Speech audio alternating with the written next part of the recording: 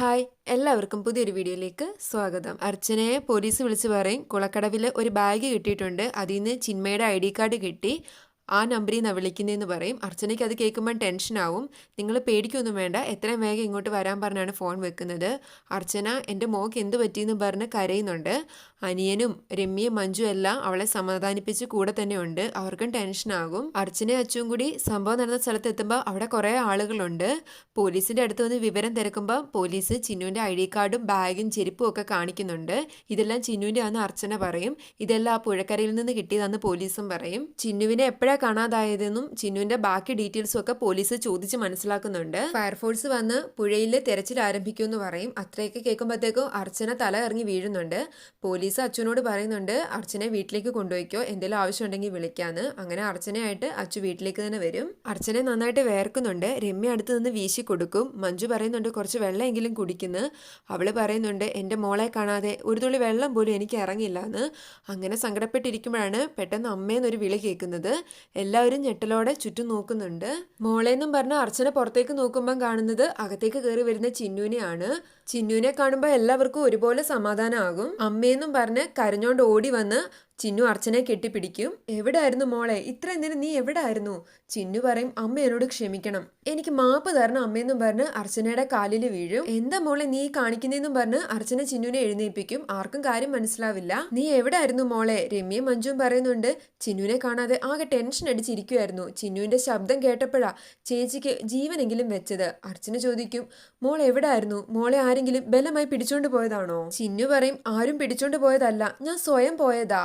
എല്ലാവർക്കും അത് കേൾക്കുമ്പോൾ ഒരു അമ്പരപ്പാണ്. അർച്ചന ചോദിക്കും എന്തിന്? അമ്മയെ ഓർത്തില്ലേ നീ അപ്പോ?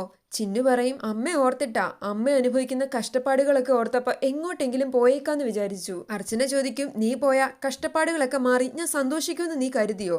ചിന്നു പറയും അതൊന്നും ഞാൻ ആലോചിച്ചില്ല അമ്മേ, എനിക്ക് അറിയില്ലായിരുന്നു എന്ത് ചെയ്യണമെന്ന്. അമ്മ എനിക്ക് എല്ലാം ആണ്, അമ്മ കഴിഞ്ഞ് എനിക്ക് മറ്റെന്തോ ഉള്ളൂ ഈ ലോകത്തില്, മറ്റാരും. പക്ഷേ ഇടയ്ക്ക് എപ്പോഴോ അമ്മയെ പോലെ തന്നെ എനിക്ക് അച്ഛനും വേണമെന്ന് ആഗ്രഹിച്ചു പോയി. ഒരിക്കലും അത് നടക്കില്ല എന്ന് തോന്നിയപ്പം എനിക്ക് അറിയില്ല അമ്മേ എന്ത് പറയണമെന്ന്. അച്ചു പറയും അതവിടെ നിൽക്കട്ടെ, നീ എങ്ങനെ പോയെന്ന് പറ. ചിന്നു പറയും ഇന്നലെ എല്ലാവരും ഉറങ്ങിക്കഴിഞ്ഞ് അമ്മ ഉറങ്ങിക്കഴിഞ്ഞിട്ടും എനിക്ക് ഉറക്കം വന്നില്ല. അത്രയും പറഞ്ഞിട്ട് രാത്രി നടന്ന കാര്യങ്ങളൊക്കെ ചിന്നു ഓർക്കുന്നുണ്ട്. അർച്ചന നല്ല ഉറക്കാന്ന് മനസ്സിലായി കഴിയുമ്പോൾ ചിന്നുവിന്റെ ബാഗിലേക്ക് അവള് രണ്ടൊന്ന് ഡ്രസ്സൊക്കെ എടുത്ത് വെക്കും. ID കാർഡും എടുക്കുന്നുണ്ട്. എന്നിട്ട് ചിന്തിക്കും ഞാനിവിടെ നിന്ന് അമ്മയ്ക്ക് ഒരു സമാധാനം ഉണ്ടാവില്ല. എന്നെ ചൊല്ലിയാണല്ലോ അച്ഛൻ അമ്മയായിട്ട് വഴക്കുണ്ടാക്കുന്നത്. ഞാനിവിടെ ഇല്ലെങ്കിൽ പിന്നെ ഒരു വഴക്കും ഉണ്ടാവില്ല എന്ന് വിചാരിച്ച് ചിന്നു ആ വീട്ടിൽ നിന്ന് ഇറങ്ങും. പോകുന്നതിന് മുമ്പ് അവൾ അർച്ചനയുടെ കാല് പിടിച്ച് പറയുന്നുണ്ട് അമ്മയ്ക്ക് സഹിക്കാൻ പറ്റില്ലെന്ന് എനിക്കറിയാം, എന്നോട് ക്ഷമിക്കമ്മേ. കുറച്ച് സമയം ഇരുട്ടിലൂടെ നടന്നു കഴിയുമ്പോൾ ചിന്മയെ ചിന്തിക്കുന്നുണ്ട് ഞാൻ എങ്ങോട്ടായി പോകുന്നത്? എന്നെ കാണാതിരുന്ന അമ്മ ആകെ തളർന്നു പോകും. വേണ്ട, എങ്ങോട്ടും പോകണ്ട, തിരികെ വീട്ടിലേക്ക് തന്നെ പോവാന്നും വിചാരിച്ച് വീട്ടിലേക്ക് നടക്കാൻ തുടങ്ങും. അന്നേരമാണ് രണ്ടുപേര് ചിന്നുവിന്റെ അടുത്തേക്ക് വരുന്നത്. നിങ്ങൾ ആരാന്ന് ചിന്നു ചോദിക്കുന്നുണ്ട്. അവര് ചോദിക്കും മോൾ എങ്ങോട്ടാ? മോളെ ഞങ്ങൾ കൊണ്ട് വിടാന്ന് പറയുമ്പോഴത്തേക്കും ചിന്നു ഓടും. പുറകെ ചെന്ന് അവർ ചിന്നുവിനെ പിടിക്കും. ആ പുഴക്കരയിലാണ് ഈ സംഭവം എല്ലാം നടക്കുന്നത്. അങ്ങോട്ടും ഇങ്ങോട്ടുമുള്ള പിടിവലിയിൽ ചിന്നുവിന്റെ ബാഗൊക്കെ നിലത്തേക്ക് വീഴുന്നുണ്ട്. ചിന്നു അവിടുന്ന് ഓടുമ്പോഴത്തേക്കും പെട്ടെന്ന് ഒരാൾ മുന്നിലേക്ക് വരും. ഗീതു ആണത്. ചിന്നുവിന് നല്ല ആശ്വാസം തോന്നും. അപ്പോഴത്തേക്ക് ആ രണ്ട് അവന്മാരും കൂടി അങ്ങ് എത്തും. ചിന്നുവിനെ അവർ പിടിക്കാൻ ചെല്ലുമ്പോഴത്തേക്കും ഗീതു അവരെ എല്ലാം ഇടിച്ച് ശരിയാക്കുന്നുണ്ട്. അന്നേരത്തേക്ക് കുറെ ആൾക്കാരും കൂടി ഓടി വരും എന്താ അവിടെയെന്നും ചോദിച്ച്. അപ്പോൾ ആ രണ്ടവന്മാരും ഓടിപ്പോകും. എന്താ കുട്ടി പ്രശ്നം എന്ന് ചോദിക്കുമ്പം ഒന്നുമില്ലാന്നും പറഞ്ഞ് ചിന്നുവിനെയും കൂട്ടി ഗീതു അവിടുന്ന് പോകും. എല്ലാം കേട്ട് കഴിഞ്ഞ് ഗീതു എവിടെയെന്ന് അർച്ചന ചോദിക്കുമ്പം ഞാൻ ഇവിടെ ഉണ്ട് ചേച്ചി എന്നും പറഞ്ഞ് അവൾ അകത്തേക്ക് കയറി വരും. എന്താ പുറത്ത് തന്നെ നിന്ന് കളഞ്ഞെന്ന് അർച്ചന ചോദിക്കുന്നുണ്ട്. ചിന്നു പറയും ഗീതു ചേച്ചി എന്നോട് കുറെ കാര്യങ്ങൾ സംസാരിച്ചു, എന്നിട്ട് എന്നെയും കൂട്ടി ഇങ്ങോട്ട് വരുമായിരുന്നു. ഗീതു പറയും അമ്മയെപ്പറ്റി ആലോചിച്ചപ്പം കുറച്ച് സമയത്തേക്ക് ചിന്നുവിന്റെ മനസ്സിന്റെ നിയന്ത്രണം വിട്ടുപോയതാ. എല്ലാം അറിയുന്ന ദൈവം പക്ഷെ വിട്ടുകളയില്ലല്ലോ, തക്ക സമയത്ത് എന്നെ അവിടെ കൊണ്ട് എത്തിച്ചു. അർച്ചനയ്ക്ക് അന്നേരം ഓർമ്മ വരുന്നത് ഗീതുവിനെ അന്ന് രക്ഷിച്ചതും നീതി വാങ്ങി കൊടുത്തതും ഒക്കെയാണ്.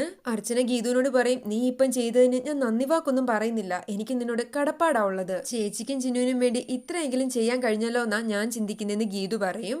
മഞ്ജു പറയുന്നുണ്ട് പോലീസിനെ വിളിച്ച് വിവരം പറയണ്ടേ ചേച്ചി, ഇല്ലെങ്കിൽ അവര് ഈ നാട് മൊത്തം അന്വേഷിക്കും, ആകെ നാണക്കേടാവും.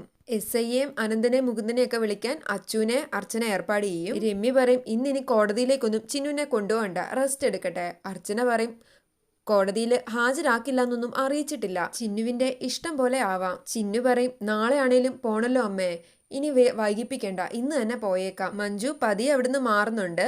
മിക്കപ്പോഴും ചന്ദ്രലേഖ വിളിക്കാനായിരിക്കും. വിജയ് ശങ്കർ ഒരുങ്ങിക്കൊണ്ടിരിക്കുമ്പം ചന്ദ്ര എന്ന് ചോദിക്കും, വിജയേട്ടൻ നേരത്തെ ഒരുങ്ങി കോടതിയിലേക്ക് പോയിട്ട് എന്തിനാ? ചിന്മയ് ഇന്ന് കോടതിയിൽ വരില്ലല്ലോ. അയാള് പറയും, ഞാൻ നേരെ പോകുന്നത് അമ്പാട്ടേക്കാ, അത് കഴിഞ്ഞിട്ടേ കോടതിയിലേക്കുള്ളൂ. ചിന്നുമോളെ അവള് വീട്ടിൽ ഒളിപ്പിച്ച് വെച്ചേക്കുവാണോന്ന് എനിക്കൊന്ന് അറിയണം. ചന്ദ്രലേഖ പറയും, അതിന് സാധ്യതയില്ല. മകളെ കാണാത്തതിലുള്ള ഒരമ്മയുടെ ടെൻഷൻ അർച്ചനയുടെ മുഖത്തുണ്ടായിരുന്നു. വിജയ് ശങ്കർ പറയും, ടെൻഷനും കണ്ണീരും ഒക്കെ ആവശ്യത്തിലധികം മുഖത്ത് വരുത്താനുള്ള സാമർഥ്യം നിങ്ങൾക്കുണ്ട്. എന്നെ എന്തിനാ ആ കൂട്ടത്തിൽ പെടുത്തുന്നതെന്ന് ചന്ദ്രലേഖ ചോദിക്കുമ്പോൾ വിജയ് ശങ്കർ പറയും, ആരും മോശമല്ല, അത്രേ ഉദ്ദേശിച്ചുള്ളൂ. രാവിലെ അവൾ ഇവിടെ വന്ന് കുറെ അട്ടഹസിച്ച് പോയിട്ടില്ലേ? എന്റെ മോക്ക് എന്തെങ്കിലും ആപത്ത് സംഭവിച്ചിട്ടുണ്ടെങ്കിൽ അവള് വിവരം അറിയും. അങ്ങനെ കാണിച്ചാണ് എപ്പിസോഡ് അവസാനിക്കുന്നത്.